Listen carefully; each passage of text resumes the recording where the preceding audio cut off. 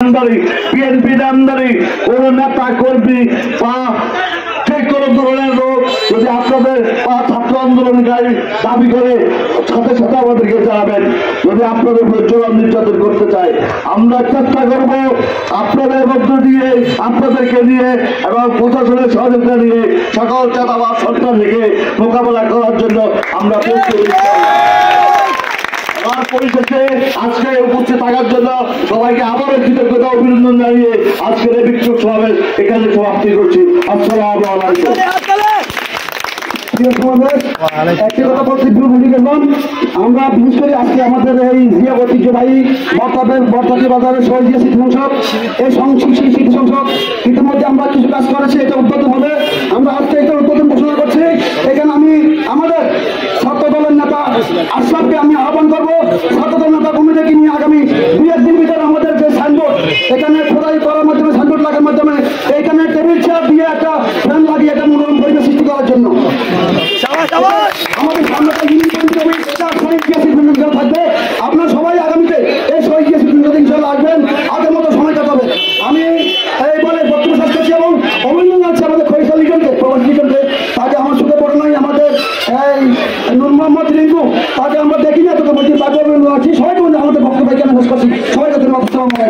ব্যবসায়ীরা এই বাজারে আলো বলছে, আমি বলে দিচ্ছি এই বাজারের ব্যবসায়ী বাজারের সাধারণ সম্পাদক নির্বাচন করেছে। তাই সুতরাং এই আমার একটা দায়িত্ববোধ করে আমি মনে করি আজকে যারা বাংলাদেশ জাতীয় দল যুব দল ছাত্র দল আমাদেরকে উত্তোলন করতে হবে। সবাইকে চাঁদাবাজ লুটতরাজ এদেরকে চিহ্নিত করে নেতৃবৃন্দকে আমরা এটার জন্য বিনয়সত অনুরোধ করবো। আপনারা এই চাঁদাবাজ এই লুটতরাজ এদেরকে কেউ এরা কারা দলের নয়, কোনো চাঁদাবাজ কোনো দল হতে পারে না, কোনো লুটতরাজ কোনো দল হতে পারে না। চাঁদাবাজ ওর পরিবার চাঁদাবাজ, ও সন্ত্রাস তার পরিচয় সে সন্ত্রাস। কারণ আমাদেরকে বাংলাদেশ জাতীয়বাদী দল করতে হবে। আওয়ামী লীগ যে 16টি বছর বাংলাদেশের মানুষের বাক স্বাধীনতাকে তারা অবরুদ্ধ করে রেখেছিল।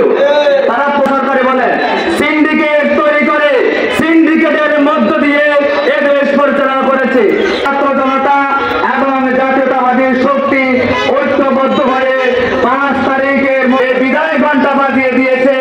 আমার মনে হয় পৃথিবীর ইতিহাসে কোন সরকার এভাবে নির্লজ্জভাবে আর যায় নাই।